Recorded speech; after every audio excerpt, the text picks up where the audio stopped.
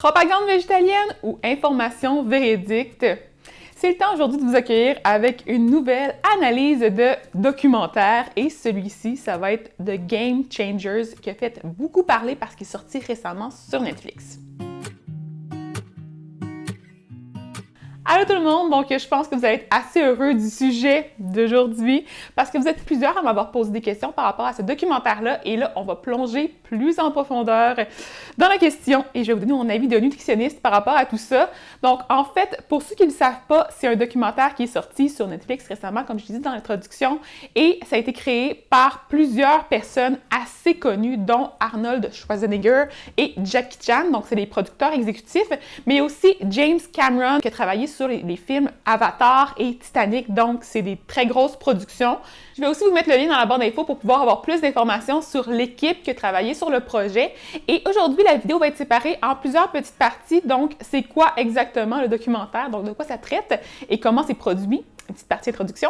Ensuite, on va voir la partie avec 5 trucs que j'apprécie un peu plus du documentaire, donc les points positifs. Après, il va y avoir 5 autres trucs qui vont être plus des mythes et des limites par rapport aux informations qui ont été partagées dans le documentaire. Et finalement, je vais vous donner quelques petites informations pour wrapper le tout et conclure avec un message clé à retenir suite à tout ça. Et là, vous allez comprendre que comme il y a beaucoup d'informations à partager, je vais prendre mon ordinateur pour regarder mes notes et vous expliquer sans plus tarder la partie par rapport à l'histoire du narrateur. Il se nomme James Wilks et c'est un professionnel des arts martiaux mixtes. Donc, tout ce qui est MMA et les combats ultimes. Donc, vous connaissez sûrement c'est quoi le genre de truc, là. C'est vraiment assez intense comme sport. Il pratique ce sport-là depuis plus de 15 ans et il a été connu parce qu'il a remporté la saison 9 de l'émission The Ultimate Fighter. Et dans le fond, il est aussi formateur de combats pour des organismes gouvernementaux, dont les US Marshals, les US Marines, US Army Rangers et les US Navy SEAL. Donc, ça fait quand même pas mal de choses. Et on s'entend que c'est quand même une personne qui a une belle formation en tant que, c'est ça, membre élite de la communauté de sportifs, je dirais. Et il s'est blessé au ligament, donc du genou. Et à ce moment-là, il a été immobilisé et il a dû commencer à faire, en fait, il s'est lancé dans des recherches pour pouvoir comprendre comment améliorer sa situation physique et favoriser la récupération de ses tendons et de tout ce qui se trouvait un peu dans son genou. Puis c'est ça, dans le fond, qui l'a poussé à initier le sujet du documentaire. Donc, vous allez comprendre aussi que dans mon analyse, je m'attarde plus à tout ce qui touche la nutrition plus directement. Donc, je ne vais pas nécessairement parler de tout ce qui est, par exemple, l'utilisation de l'eau potable, la pollution, la protection des espèces ou l'aspect éthique de la consommation de viande, puisque on sait très bien que tout ça, ben, ça prouve qu'il faudrait manger le moins de viande possible parce que oui, ça produit de la pollution, oui, c'est pas bon pour la quantité d'eau qu'on utilise et toutes ces choses-là. Et je vais aussi mentionner aussi que je ne vais pas parler nécessairement de l'histoire des gladiateurs qui est au début du documentaire parce que je trouve que c'est pas nécessairement quelque chose de super intéressant comme argument et ça apporte pas grand-chose à la réflexion. Avant de commencer officiellement avec les 5 premiers points positifs, je voulais aussi vous dire que j'ai quelques conflits d'intérêts à mentionner, puis c'est super important de le dire parce que, en fait, je vais aussi vous expliquer que c'est important de mentionner les conflits d'intérêts lorsqu'on analyse ce genre de trucs-là. Donc, moi, personnellement, je travaille avec des compagnies qui ont des liens avec le domaine de protéines animales, j'ai plus du yogourt et des fromages. Sinon, autrement, je travaille aussi avec des compagnies de poissons parce que c'est quelque chose que je mange personnellement et que je trouve qu'il y a beaucoup de bénéfices pour notre santé. Donc, autant à travers les différents bénéfices pour la santé du cerveau, du cœur et tout ça. Et sinon, je ne collabore pas avec des compagnies qui vendent de la viande rouge ou de la viande blanche ou en tout cas tout ça parce que c'est vraiment plus des questions éthiques et de valeurs personnelles. Donc, ça, c'est dit. Vous comprenez maintenant que j'ai d'avoir un avis quand même très neutre sur la question. Donc, la première réalité, en fait, c'est que oui, il faut réduire notre consommation de viande. C'est prouvé par de multiples instances gouvernementales. Il y a l'OMS, par exemple, qui a mentionné que la viande rouge et les viandes transformées étaient des carcinogènes principaux, donc assez dangereux pour la santé de notre organisme en général, surtout lorsqu'il était cuit avec beaucoup de combustion. Donc, les barbecues, par exemple, c'est encore pire. Et c'est sûr qu'il y a encore Santé Canada qui inclut la viande rouge maigre dans l'assiette équilibrée Par contre, je vous dirais que les portions sont à réduire, puis on met aussi l'accent sur le fait qu'il faut manger le plus possible de légumineuses et de protéines végétales. Je trouve ça un peu dommage dans le documentaire parce qu'on voit une nutritionniste à un moment et elle dit que c'est normal de ne pas vouloir réduire notre consommation de viande, alors que la majorité des nutritionnistes à qui je parle sont d'avis qu'il faudrait essayer de manger moins de viande. Donc, je pense que c'est vraiment une personne, un propos isolé, c'est peut-être même pris hors de contexte. Donc, c'est difficile de savoir qu'est-ce qui s'est dit dans l'entrevue entière, mais ce qu'ils ont pris dans le documentaire, ça donne quand même une mauvaise impression, je dirais, des nutritionnistes. Puis je trouve ça un peu dommage. Mais moi, je vous confirme que oui, il faut manger moins de viande. Donc, ça, c'est vraiment le cas. Dans le documentaire, il va y avoir aussi beaucoup de statistiques. Par exemple, le fait de consommer une alimentation majoritairement végane va nous permettre de réduire notre risque de maladie cardiovasculaire de 45%. Et ils disent que ça, en fait, ça va réduire la quantité de gras qui s'accumule dans nos artères, dans nos vaisseaux sanguins, et ça l'empêche les maladies, justement, qui vont être, par exemple, les arrêts cardiaques ou des choses comme ça. On insiste beaucoup sur le fait que c'est la seule façon de réduire l'accumulation de gras dans les vaisseaux, alors qu'il y a plusieurs autres façons de s'alimenter qui peuvent avoir le même effet positif, notamment l'alimentation méditerranéenne, qui est aussi super intéressante pour la santé. Donc ça, ils n'en parlent pas. Ils disent que le véganisme, c'est vraiment la clé. Et ce que j'ai trouvé aussi dommage, c'est qu'ils ne faisaient pas vraiment la distinction entre les différents types de viande. Donc, on va dire que ça rentre tout dans le même panier, qu'on mange de la viande rouge très grasse, de la viande rouge transformée, qu'on mange du poisson ou des viandes blanches, ben c'est la même chose, il faut juste pas en manger du tout. Et à mon avis, au contraire, l'alimentation comprenant certaines sources de viande comme du poisson pourrait être intéressante. On sait que le poisson peut nous permettre d'aller chercher beaucoup de protéines de très bonne qualité, ainsi que des oméga 3 qui ont un profil différent de ceux qui sont d'origine végétale et qui ont des impacts super positifs sur la santé de notre cerveau, les risques de dépression et d'autres problèmes de santé généraux chroniques. Donc, je vous dirais que pour moi, le poisson, c'est intéressant comme aliment. Il faut voir du côté éthique et du côté environnemental, par exemple. C'est sûr que c'est pas nécessairement la même chose. La deuxième croyance, c'est celle comme quoi il faudrait manger une très grosse quantité de protéines pour réussir à bâtir de la masse musculaire. Et non, c'est sûr que c'est vraiment pas le cas. Donc, souvent, on a la fausse croyance comme quoi il faudrait obligatoirement manger de la viande si on est sportif pour pouvoir réussir à performer d'une manière plus efficace et pour pouvoir réussir à être très musclé. Par contre, au contraire, les végétaux contiennent aussi une bonne panoplie de protéines. Puis en fait, ils ont un beau profil en acides aminés quand même. Là. On peut chercher par exemple le soya qui est végétal, qui est très très complet en termes d'acides aminés. Si vous ne savez pas c'est quoi des acides aminés, en fait, c'est les différentes petites parties de la protéine. Donc c'est comme une longue chaîne de petites molécules qui sont toutes collées les unes aux autres. Et une protéine dans son entièreté, on essaie d'avoir en fait une diversité très grande d'acides aminés, comprenant beaucoup d'acides aminés qui sont essentiels et qui, comme ils sont essentiels, ils ne sont pas produits en fait par notre corps. C'est un peu plus complexe. Éventuellement, il faudrait que je revienne sur la question plus en détail et de façon beaucoup plus précise et peut-être plus vulgarisée clairement, là, parce qu'en ce moment, je suis un petit peu en train de vous lancer ça comme ça. Mais je vous dirais grossièrement que les végétaux, en fait, vont pas nécessairement avoir des protéines qui sont complètes, qui comprennent tous les acides aminés essentiels, mais si on les consomme dans une variété et qu'on fait un bel équilibre à travers notre journée, on devrait sans problème réussir à combler nos besoins. Juste pour vous dire aussi, quand je disais qu'on surestime nos besoins, en fait, pour un sportif de très haut niveau, on recommande d'aller jusqu'à 1,5 à 2 grammes de protéines par kilogramme de masse corporelle, donc de poids. Puis c'est déjà quand même beaucoup. Puis si on est végétalien, peut-être qu'on peut augmenter un petit peu ça parce qu'en fait, les protéines végétales sont moins facilement assimilées dans l'organisme. Donc, on les digère pas de la même façon et ils ne se rendent pas nécessairement aussi facilement dans notre circulation sanguine. Mais sinon, je vous dirais que pour vrai, en haut de tout ça, ça ne vaut pas la peine. On va seulement les excréter et on va les gaspiller au final. Donc, le but, c'est vraiment d'en manger d'une façon adéquate, mais pas supérieure à nos besoins. Et là, je me suis amusée parce que dans le documentaire, on faisait une belle comparaison avec un sandwich au beurre d'arachide. On mettait aussi une tasse de lentilles cuites et on disait que c'était la même quantité de protéines que 3 œufs et que je pense que c'était 3 onces de steak. Donc, je vous dirais que j'ai fait des calculs, en fait, juste ici.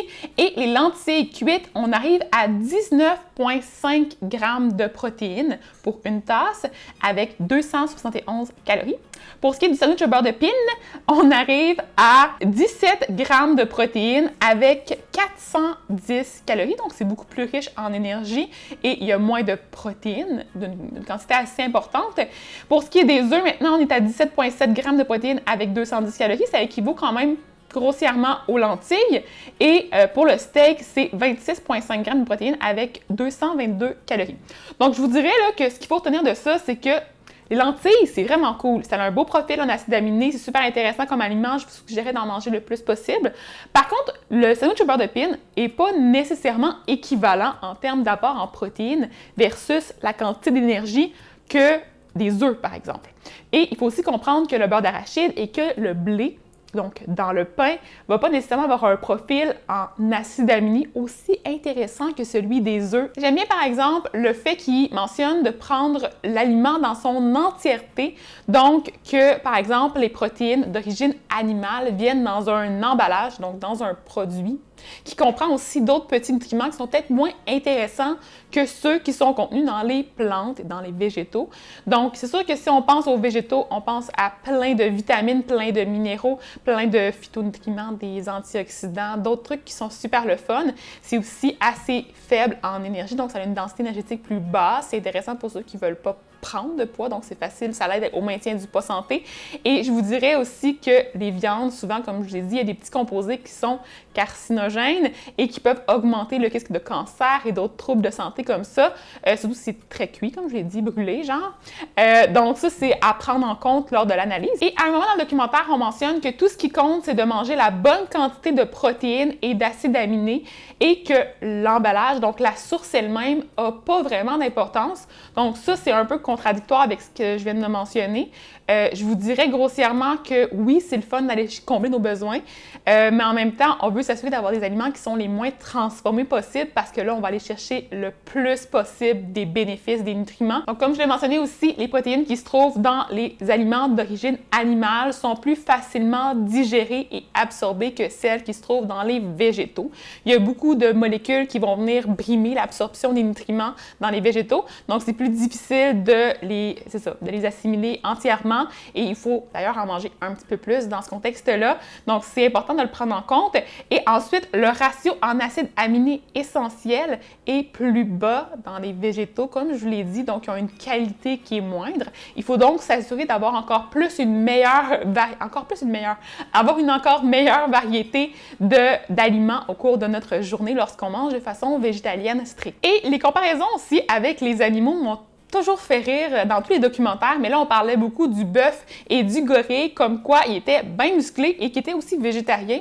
Fait que ça prouve que nous, on pourrait être aussi végétaliens sans problème et qu'on peut atteindre une masse musculaire équivalente à ces animaux-là. Par contre, il faut comprendre que ces animaux-là ont justement pas le même système digestif que nous. Ils sont peut-être plus en mesure de digérer les différentes protéines qu'ils vont retrouver dans les aliments d'origine végétale. Puis, il y a aussi d'autres petits trucs que je trouve assez drôle à mentionner. Par exemple, le fait que les vaches, ça arrive qu'ils mangent des petits oiseaux ou des petits animaux quand ils ont des besoins en calcium ou en protéines plus élevés. Fait que ça arrive des fois des espèces d'alimentation omnivore par défaut si c'est contextuel, là. Fait que je vous dirais que c'est pas tous les animaux végétariens qui sont très, très végétaliens stricts. Point numéro 3, ce que tu manges directement avant les entraînements va affecter énormément tes performances. Et ça, c'est vrai, on le sait. Il faut porter une attention particulière à ce qu'on va manger avant d'aller faire du sport. Ça va avoir un effet considérable sur justement à quel point on va être puissant, à quel point on va être performant, à quel point on va pouvoir avoir de l'énergie et de la force. Puis je vous dirais généralement que la source importante d'énergie, c'est les glucides. Donc c'est vrai qu'il faut en manger avant d'aller faire du sport.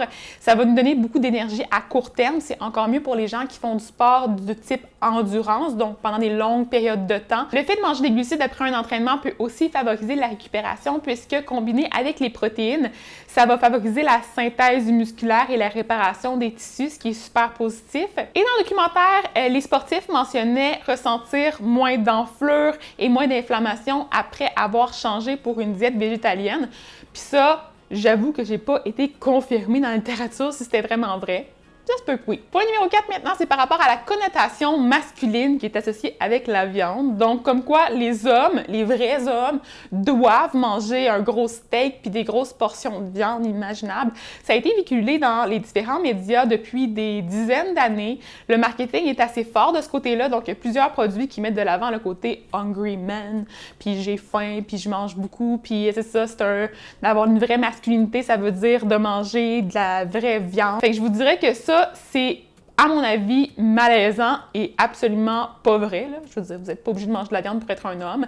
Et dans le documentaire, on mentionne ça, mais on va aussi ajouter le fait que, au contraire, manger de la viande pourrait avoir comme effet de réduire certaines caractéristiques plus masculines, comme les fonctions érectiles, donc ça pourrait avoir un effet négatif à ce niveau-là. Je vous avoue par contre que j'ai pas été capable d'aller chercher vraiment plus en profondeur dans tout ce qui est l'aspect végétalisme et production de testostérone, ce qui est super important pour les fonctions érectiles justement et pour la synthèse de masse musculaire.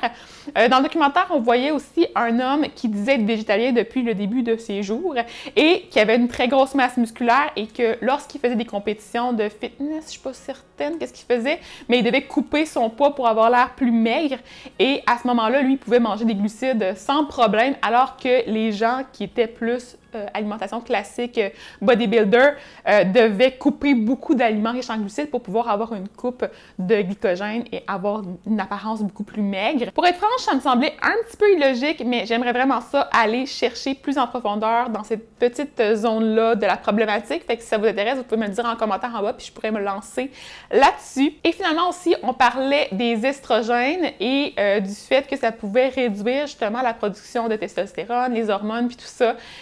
Puis, dans le fond, c'est effectivement un mythe. Grosso modo, par contre, lorsqu'on recherche sur le web, c'est très drôle parce qu'on tombe rapidement sur une étude qui évalue, en fait, un individu qui avait consommé 1 tonne de soya depuis plusieurs années en mangeant de façon végétalienne et qui avait perdu ses fonctions érectiles. En fait, qui avait une baisse des fonctions érectiles, je ne sais pas à quel point. Puis, quand il a recommencé à manger de façon omnivore, c'est revenu. Donc, c'est comme un espèce de cas très, très, très drôle parce qu'au final, ça prouve que le soya pourrait avoir un impact, mais il faut en manger vraiment beaucoup avant de voir des problèmes apparaître. Je vous dirais même que c'est quasiment illogique de manger de la façon qu'il le fait, fait que ça vous arrivera pas, inquiétez-vous pas. Et le numéro 5, c'est par rapport à la pression de l'industrie. Donc, on le sait très bien qu'avec les publicités, avec le marketing, on est souvent dirigé vers les endroits où les gens, ils peuvent profiter de nous, ils peuvent faire de l'argent sur notre dos. Donc, on sait très bien qu'il y a eu l'histoire de la cigarette qui revient toujours. C'est comme un classique dans les documentaires. On parle toujours du fait que la cigarette, dans le temps, c'était vu comme quelque chose de positif pour nous, puis on a réalisé après qu'on se faisait comme entourlouper par les grosses compagnies. Mais là, ils disent que c'est la même chose avec la viande, donc que toutes les compagnies de fast-food, que toutes les compagnies, les multinationales là, dans le domaine qui sont plus dans la viande, ils nous vendent comme idée que la viande, c'est vraiment nécessaire à notre vie, alors que c'est pas le cas. Ben non, c'est sûr que c'est vrai, on n'est pas obligé de manger de la viande pour être en santé puis être en vie, mais est-ce que c'est nécessaire d'être 100% vegan? Ça, je sais pas non plus, parce qu'en fait, ce que je trouve très drôle, c'est qu'il y a aussi des très grosses compagnies qui veulent profiter de nous, qui sont en ce moment en train de vendre des produits végétaliens. Donc, je pense entre autres aux gros fast-food végétaliens, tu sais, les boulettes de burger. J'en ai parlé dans une vidéo aussi, si vous voulez voir ça. Je vais mettre dans la barre d'infos en bas. Mais il y a plein de produits comme ça qui sont ultra transformés, vegan et qui sont clairement pas bons pour notre santé, qui peuvent être le fun de temps en temps pour avoir du plaisir, mais qui sont pas optimaux, je dirais. Et il y a toujours quelqu'un qui va faire de l'argent. Il y a toujours une source de biais, il y a toujours un risque quelque part. Donc, il faut rester à l'affût puis essayer d'avoir une certaine logique dans tout ça. Passons maintenant à la partie des 5 mythes et limites. Et en fait, la première chose qui m'a plus dérangée, c'est vraiment par rapport aux gens qui ont participé au projet. Donc, tous les producteurs exécutifs. Je parle entre autres, justement, j'avais Jackie Chan, qui est même pas dans le documentaire. Puis sinon, il y a aussi Arnold Schwarzenegger, qui est aussi là, juste pour dire 2-3 phrases. Et c'est vraiment clairement pour que le documentaire ait plus de popularité, en fait, et plus d'attrait, que les gens soient intrigués puis qu'ils aient envie de le regarder. Donc, c'est vraiment une technique marketing que je trouve un peu douteuse. Mais bon, c'est pas la fin du monde. Je comprends un peu le principe derrière tout ça. Sinon, autrement, je trouve ça intéressant de mentionner qu'il y a plusieurs personnes qui sont interviewées, donc autant les professionnels de la santé que les gens qui sont plus des vedettes ou des sportifs, qui ont des intérêts, donc des biais, des conflits d'intérêts, en fait, à proposer aux gens de manger plus végétalien parce qu'en fait, eux-mêmes, ils vendent des produits véganes. Donc, c'est un peu malaisant de ce côté-là. Catherine Lepage a écrit un article sur son blog Nuova Nutrition. En fait, elle est nutritionniste aussi et c'est super intéressant, donc je vous suggère d'aller lire ça après avoir vu ma vidéo. Et dedans, elle va reporter certains propos de Layne Norton. Donc, on va voir vraiment les noms des différentes personnes impliquées dans le documentaire et leur source de conflit d'intérêts, donc de biais. C'est super intéressant, fait allez regarder ça, ça vaut le coup. Il faut aussi comprendre qu'il y a plusieurs études mentionnées dans le documentaire qui étaient financées par des aliments, donc des compagnies qui avait des espèces d'avantages à dire aux gens de manger végétalien. Par exemple, celle dans laquelle on voit les tacos, il y a des avocats dedans, ben c'est financé par les avocats. Ça donne pas en fait une très belle valeur au documentaire parce que ils vont venir chicaner les compagnies qui ont justement des sources de billets, puis ensuite eux, ils en ont. Donc ça, c'est comme inadéquat. Numéro 2 des limites, je trouve qu'il y a aussi beaucoup d'utilisation de jargon scientifique, d'appellations très complexes pour des molécules qu'on sait pas trop qu'est-ce que ça fait dans la vie, mais on a comme l'impression que c'est dangereux, juste parce que, ben, ils le disent, puis qu'ils nous disent avec plein de molécules, puis là, on perd un peu le fil. Donc, ça donne une espèce de fausse impression de véracité et ça augmente la confusion qu'il peut y avoir autour de la problématique. Ça rend les choses beaucoup moins faciles d'accès et je vous dirais que aussi, il y a comme plein de petites choses qui ont été mentionnées que même moi, je n'étais pas sûre, là, au niveau du fer aimé, que j'aimerais ça faire des recherches un peu plus en profondeur pour voir à quel point est-ce que ça a des dommages pour la santé. Il y a aussi, en fait, tout ce qui était en lien avec la viande. Donc, on voyait à mon coup de la viande et plein de molécules autour. On parlait entre autres de triméthylamine N-oxyde, donc le TMAO. Il y a des études récentes qui disaient qu'il y avait un risque plus élevé pour les viandes rouges si on en consommait, puis que ça pouvait peut-être avoir un impact négatif sur notre santé, mais pour être franche, il n'y a pas grand-chose. J'ai essayé de faire des recherches. Sinon, il y avait aussi des amines hétérocycliques. C'est tellement petit les études. Les nitrosamines aussi, que ça on le sait, mais tu sais, en même temps, est-ce que ça fait un impact si important? Ben peut-être que oui, là, ça par exemple, j'avoue que sûrement. Il y avait aussi les AGE et les endotoxines, donc ça fait assez peur comme ça, hein, on va se l'avouer. Je vais essayer d'aller plonger plus dans tout cet aspect-là bientôt, puis pouvoir vous en reparler, fait que mettez un petit pouce en l'air si ça vous intéresse. Ils ont aussi des propos par rapport aux antioxydants, et là on voyait une laitue iceberg comparée avec des œufs et du saumon, et on disait que la laitue contenait plus d'antioxydants que les deux autres alternatives. De quel antioxydant tu parles? C'est un peu une sursimplification de la réalité et des informations. On isole vraiment un seul nutriment, puis on oublie de prendre le contexte général. On s'entend que de la laitue iceberg, c'est pas la chose la plus nutritive du monde. C'est vraiment beaucoup d'eau, un petit peu de fibres et certaines vitamines, contrairement aux poissons et aux œufs qui contiennent une belle quantité de protéines. Le poisson contient aussi, comme je vous ai dit, des oméga 3 de type EPA, DHA qui sont super intéressants pour la santé. Point numéro 3, il y avait aussi plusieurs anecdotes de sportifs de niveau élite qui étaient utilisés à travers le documentaire dans son entièreté, comme quoi c'était possible d'être des sportifs de très haut niveau justement en mangeant de façon végane. Donc, je trouve ça intéressant. C'est le fun, mais en même temps, est-ce que ça prouve que ça va vraiment permettre d'avoir des meilleures performances? C'est vraiment dur à dire. Donc, il parlait entre autres de sprinteurs, de gens qui faisaient des marathons, des gens qui faisaient du powerlifting, des sports, justement, comme je l'ai dit, le mixed martial art. Puis sinon, il y avait aussi du strongman. Dans les combats de MMA, on parlait entre autres de Nate Diaz, qui était végétalien, qui a fait un combat contre Conor McGregor.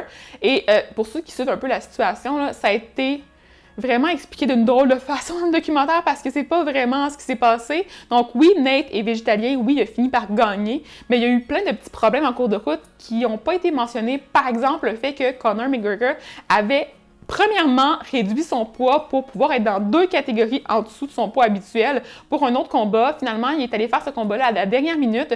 Il a dû reprendre plein de poids entre les deux. Il a mangé une quantité astronomique de viande. C'était pas très brillant, on s'entend, et de calories pour pouvoir reprendre la masse qu'il avait perdue, donc beaucoup de masse musculaire, probablement beaucoup de masse grasse et d'eau et de glycogène et d'énergie. Puis quand il l'a repris, on s'entend que t'es pas au meilleur de ta forme après avoir vécu ce beau yo-yo-là stressant. Puis, il y a aussi le fait que Nate Diaz ait une capacité d'endurance très élevée. Donc, je vous dirais qu'il y a comme plein d'informations qui ont été comme un peu passé sous le silence. Et ça a vraiment donné l'impression que le fait d'être végétalien, ça nous permettait d'être vraiment meilleurs que les autres, alors que c'est pas nécessairement le cas. Sinon, il y a aussi un marathonien qui fait un espèce d'ultra-marathon de la mort, là, il s'appelle Scott, et ça équivaut à, je l'écris ici, là, 3500 km, donc 2 marathons par jour, et c'est en 46 jours, donc c'est intense, là, mes amis. Là. Fait que oui, ça, j'avoue que c'est intéressant de voir que le végétalisme est suffisant pour pouvoir combler les besoins d'une personne qui est aussi intense et dévouée à son sport, même que je vous dirais que c'est limite dangereux, là, comme abus, là. Je vous suggère pas de vous lancer dans un sport du genre. C'est probablement vraiment dommageable pour les différentes composantes de notre corps, notamment les articulations. Ça doit faire vraiment du dommage. Donc là, il faut comprendre que je veux aussi dire que ces athlètes-là sont incroyables, sont vraiment cool. Mais il y a aussi plein d'autres athlètes qui n'ont pas été mentionnés dans le documentaire, qui mangent de la viande, qui sont aussi vraiment super bons et qui ont aussi amélioré leur performance au cours des dernières années. Fait que c'est un petit peu dur de voir où se trouve la réalité, donc où est-ce qu'on peut voir si l'alimentation végétalienne a vraiment un impact vraiment considérable sur l'amélioration des capacités sportives ou si c'est juste le fait qu'ils se soient plus entraînés, qu'ils aient été plus dévoués, qu'ils aient eu plus de temps, qu'ils aient changé leur habitude grossièrement, donc de manière plus globale. Fait que c'est dur d'isoler tout ça, je vous dirais. Et justement, je me souviens un peu de mon analyse de la diète cétogène dans laquelle on disait que le fait de manger seulement de la viande, d'être en cétose, ça nous permettait d'avoir une tonne d'énergie et d'être miraculeusement une nouvelle personne. Donc, ça me fait toujours rire de voir que justement, les gens, des fois, c'est dans notre tête, c'est un peu un effet placebo. Donc, il faudrait vraiment réussir à avoir une façon d'évaluer cet état-là d'une manière plus concrète, donc d'avoir peut-être une étude avec des critères de sélection, évaluer les participants sous une durée un peu plus prolongée pour pouvoir s'assurer que, oui, ça a un impact intéressant. Donc, grossièrement, ça prouve seulement qu'on peut être végétalien et être un sportif de haut niveau, ce qui est vraiment cool, mais on peut aussi être un sportif de haut niveau très performant et manger de façon omnivore ou manger une autre diète qui va combler nos besoins. Donc, c'est vraiment selon vos préférences, à mon avis. Et petite anecdote, ça me faisait vraiment rire parce que dans mes recherches, je suis aussi tombée sur Usain Bolt et Michael Phelps, qui sont des sportifs, dont sprinteurs et natation, qui ont été extraordinaires dans leur performance et qui ont mangé une tonne astronomique de viande et de malbouffe avant d'entrer en scène, donc pendant les compétitions. Donc, ça prouve un petit peu la limite des anecdotes. Maintenant, on passe au point numéro 4, qui était les espèces de tests scientifiques plutôt boiteux, louches, avec 3 participants généralement, donc 3 hommes sportifs, qui, la première fois, ont mangé des espèces de burritos avec une option végétalienne, des options avec de la viande, et que lors de leur prise de sang, on les passait à la centrifugeuse. Puis là, on voyait que leur plasma, donc la partie du liquide qui ne comprend pas les globules rouges, était plus blanchâtre parce qu'il y avait du gras à l'intérieur et que ce gras-là, ça veut dire qu'il va avoir des risques plus élevés de maladies cardiovasculaires, mais pas tant que ça. Pour être franche, oui, manger vegan, ça va aider à réduire les risques de troubles cardiovasculaires. Donc ça c'est sûr que c'est quand même généralement confirmé.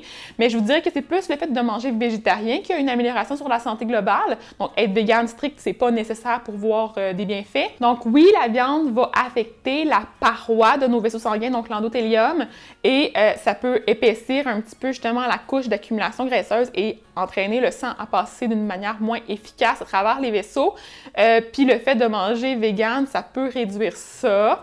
Mais je pense que dans les tests, il aurait premièrement dû évaluer ça. Donc, ils peuvent valider justement si le vaisseau sanguin est bloqué. Ils auraient pu faire les tests sur une plus longue période de temps et voir à quel point, à travers plusieurs mois, ben ça fait une différence de manger végétalien. Parce que là, sur un test ponctuel comme ça, il y a tellement de facteurs confondants.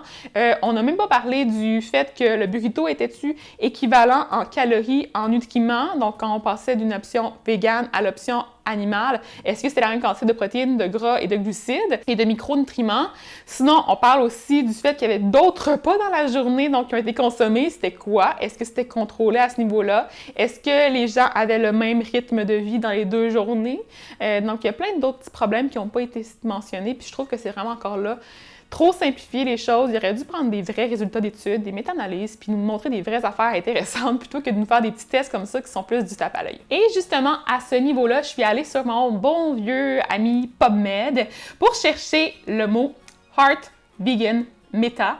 Et j'ai trouvé dans les 5 premiers résultats d'études et j'ai été sélectionnée dans les 5 premiers résultats 4 études qui étaient vraiment intéressantes, donc des méta-analyses, des études avec une belle validité scientifique et ça prouvait justement qu'il y avait une amélioration de multiples paramètres de santé suite à l'adoption d'une alimentation qui était plus végétarienne, végane, que c'était pas nécessaire d'être super strict dans l'approche et ça disait aussi que les gens qui étaient véganes et végétariens avaient aussi des meilleures habitudes, donc ça vient un peu biaiser les informations, mais bon, prenez-le comme vous voulez. On parlait aussi des dysfonctions érectiles chez les 3 jeunes athlètes, on faisait le test, il y a eu beaucoup de fou rire, beaucoup de pour de vrai, c'était pas très, très sérieux. Les résultats étaient pas nécessairement si pertinents. C'est pris sur une nuit, c'est fait sur 3 personnes. Bon, oui, c'était quand même une bonne différence en termes de... Là, j'ai l'air de dire... Bon, gars, moi aussi, je fais des jokes de pénis.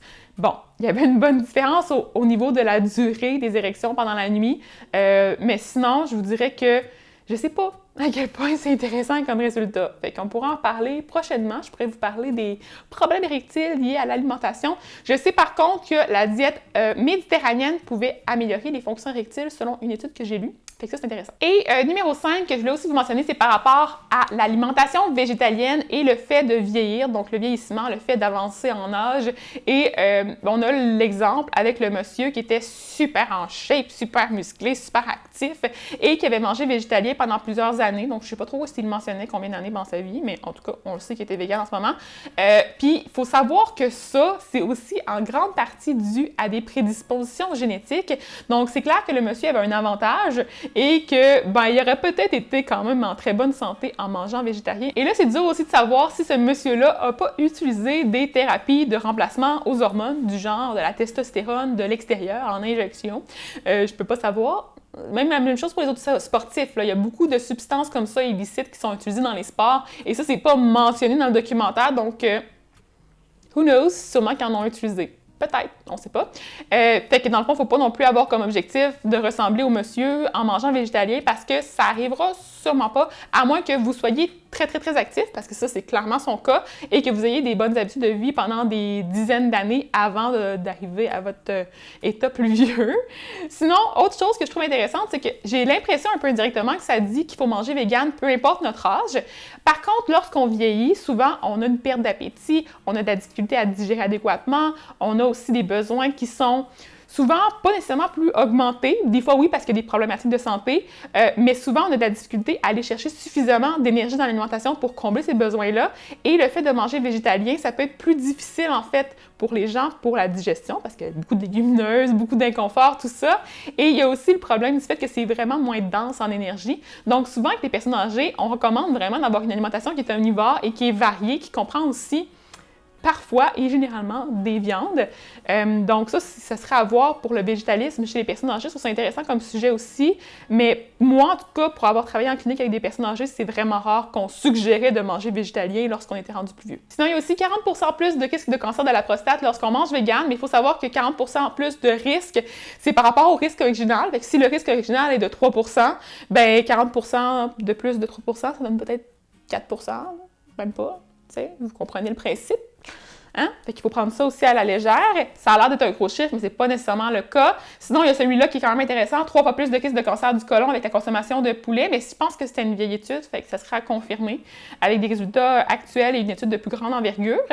Et sinon, il y avait aussi des tests sanguins des pompiers qui étaient assez intéressants. Donc, on voyait une amélioration du cholestérol sanguin et de la tension artérielle qui était assez considérable après une semaine de végétalisme. Par contre, c'est dur de savoir de où il partait. Et selon ce qu'il avait l'air de dire, j'ai l'impression qu'il ne mangeait pas d'une manière très, très balancée avant d'entrer dans la semaine de menu vegan qui était tout préparé pour eux puis tout optimisé en nutriments. Fait que c'est encore là, c'est pris hors de contexte un peu, là. Manger d'une façon santé et équilibrée, omnivore, et ensuite, on va passer au végétalisme pour voir la distinction entre les deux. C'est sûr que si on passe de malbouffe à végétalisme, il va clairement avoir une amélioration. Et finalement, il y a la section par rapport à nos ancêtres préhistoriques, et on disait que, en fait, à cette époque-là, on était végétarien majoritairement parce que notre corps est fait pour ça, que notre mâchoire, nos dents, que notre système digestif, donc notre intestin qui est très long, c'est tout optimisé pour pouvoir manger des végétaux et des plantes. Mais moi, ce que je veux vous dire par rapport à ça, c'est que dans le temps, ils ne se cassaient pas la tête avec essayer d'avoir les meilleurs apports nutritionnels. Ils mangeaient ce qui était à leur disponibilité. Donc, s'il y avait chassé et qu'il y avait eu de la viande, ils allaient en manger des grosses quantités à ce moment-là. Et après, s'il n'y en a plus, ils vont faire de la cueillette. Ça ne veut pas nécessairement dire grand-chose pour nous puisque c'est difficile à appliquer à notre vie actuelle. Et après, il mentionne aussi rapidement la vitamine B12, comme quoi c'est de notre faute si on n'en consomme pas suffisamment parce qu'on est rendu dans un environnement beaucoup trop aseptisé et que là, maintenant, on ne peut plus aller en chercher dans les cours d'eau et dans les autres sources de contamination sur les végétaux, et que là, ça vaudrait la peine d'aller chercher un supplément, puis c'est comme la seule lacune de l'alimentation végétalienne selon eux, alors que moi, je trouve que c'est dommage qu'ils ne parlent pas des oméga 3, EPA, DHA. Il y a d'autres sources aussi, peut-être de lacunes, si on mange seulement végétalien et qu'on n'est pas vraiment stratégique. Et avant de terminer avec ma petite conclusion, je voulais vous mentionner quelque chose en lien en fait avec la digestion et avec nos capacités qui sont vraiment personnelles à pouvoir métaboliser les différents composés alimentaires. Et là, j'ai une petite source de billets. En fait, j'ai créé une formation au sujet de l'approche FODMAP, qui est une façon de manger pour pouvoir réussir à réduire les inconforts digestifs, notamment attribués au syndrome de l'intestin irritable, qui est quelque chose qui est vécu par quand même une bonne proportion des gens. Fait que dans le fond, tout ce qui est constipation, diarrhée, ballonnement, ces choses-là, ça arrive, et ça arrive encore plus quand on consomme ces FODMAP-là, qui sont des petits sucres et qui sont contenus majoritairement dans les légumineuses, certains fruits et légumes, certains produits céréaliers aussi. Fait qu'il faut faire attention à ce niveau-là. Il faut comprendre que certaines personnes vont avoir de la difficulté à manger vegan sans se sentir comme du caca toute leur journée. Et dans ces contextes-là, je vous dirais que manger de la viande, c'est pas un problème non plus, là. On peut manger d'une façon balancée avec certains petits repas de viande, du poisson, des choses comme ça, et des œufs majoritairement avec du fromage, du yogourt, et avoir quand même un bel équilibre et une digestion qui est optimisée. Autre chose que je trouve intéressante aussi par rapport aux sportifs et aux inconforts digestifs, c'est que si on mange vegan, souvent c'est beaucoup de volume, beaucoup de fibres, beaucoup d'eau. Ça fait vraiment des grosses portions à manger parce qu'il faut s'imaginer leurs besoins énergétiques qui sont quand même très élevés. Parfois, ça peut être difficile de trouver l'appétit pour tout manger ça, même si on ajoute une bonne quantité d'huile ou d'aliments qui sont très gras à ça, c'est pas toujours évident. Donc, c'est sûr que l'option de se tourner vers le soya, qui est une très bonne qualité de protéines, et se tourner vers, par exemple, les noix, les graines, les avocats, ces choses-là, ça peut améliorer la situation, mais c'est pas quelque chose qui va régler tous les problèmes. Donc, il y a certaines personnes qui vont être des sportifs qui vont avoir de la difficulté à s'entraîner avec le ventre aussi plein en tout temps. Donc, il faut définitivement accepter nos limites et aussi personnaliser l'approche selon nos besoins à nous et qu'est-ce qui nous fait nous sentir bien. Pour la conclusion maintenant, je vous dirais que grossièrement, au sujet du documentaire, je trouve qu'il y a trop de focus sur le débat entre est-ce qu'on doit consommer une alimentation végane ou avec de la viande, et il n'y a pas assez de focus sur la qualité des aliments qui sont consommés, donc de manger des trucs qui sont frais, qui sont minimalement transformés, qui sont vraiment délicieux au niveau des saveurs également. On montre beaucoup d'options de repas véganes qui sont super alléchants, qui ont l'air vraiment cool, colorés, appétissants. Mais il y a beaucoup de malbouffe qui est partagée dans ces options-là. Donc, on voit beaucoup de fast-food, des fromages, donc des fromages végétaliens, des fausses viandes, justement, qui sont aussi pas des options vraiment très optimales pour la santé. Donc, c'est ultra transformé. Souvent, ça a des impacts négatifs sur notre corps. Donc, ça, c'est prouvé également. Donc, on veut s'assurer de manger une alimentation qui va être vraiment le moins transformée possible avec beaucoup de végétaux frais. Donc, selon moi, le but ultime, c'est vraiment pas de devenir végétalien strict, mais c'est bien d'intégrer plusieurs sources de végétaux à travers nos différents menus et d'y aller graduellement. La clé, c'est donc de viser l'adoption d'une alimentation qui va être balancée, comprenant une belle variété d'aliments, frais, transformés, cuisinés à la maison, mais vraiment avec de l'amour et du plaisir. Fait que c'est ça. Dans la vie, c'est toujours ça dans ma tête, en tout cas à moi. Et la science, c'est ce que ça prouve aussi. Donc, c'est super intéressant. Puis j'ai aussi quelques petites demandes pour vous. Donc, écrivez-moi ça aussi en commentaire si ça vous intéresse d'avoir plus d'informations sur tout ce qui est l'alimentation des sportifs. Donc, le rôle de la créatine, les suppléments variés, par exemple les BCAA, donc les Branch Chain Amino Acid. Hey, j'arrête de sortir mon anglais, il est assez médiocre ces temps-ci. La carnitine, les besoins réels versus la consommation, l'alimentation pré- et post-entraînement, la récupération, comment on la favorise. Donc, il y a plein de petits sujets comme ça qui pourraient être mentionnés sur la chaîne dans des petites capsules plus rapides. Donc, si ça vous tente, mettez un petit pouce en l'air, mettez des commentaires en bas. Si vous avez d'autres questions aussi, gênez-vous pas parce que ça a dû être assez intense en termes d'informations. Je suis désolée. J'espère que vous avez aimé. Donc, si vous suggérez et si vous aimez aussi l'anglais, et si vous comprenez l'anglais, je vais vous mettre aussi quelques petites ressources dans le bas également à regarder que je trouve super intéressantes. Donc, c'est tout pour la vidéo d'aujourd'hui. On va fermer ça, on va aller faire du montage parce que je risque d'en avoir pour 1000 heures. J'espère que vous avez aimé, comme je vous l'ai dit. N'oubliez pas d'être actif sur la page, abonnez-vous. Et si vous avez d'autres documentaires aussi que vous voudriez que j'analyse, dites-le moi aussi parce que j'aime ça, avoir vos suggestions. Fait que je vous laisse là-dessus. On se revoit bientôt. Namaste. Bye.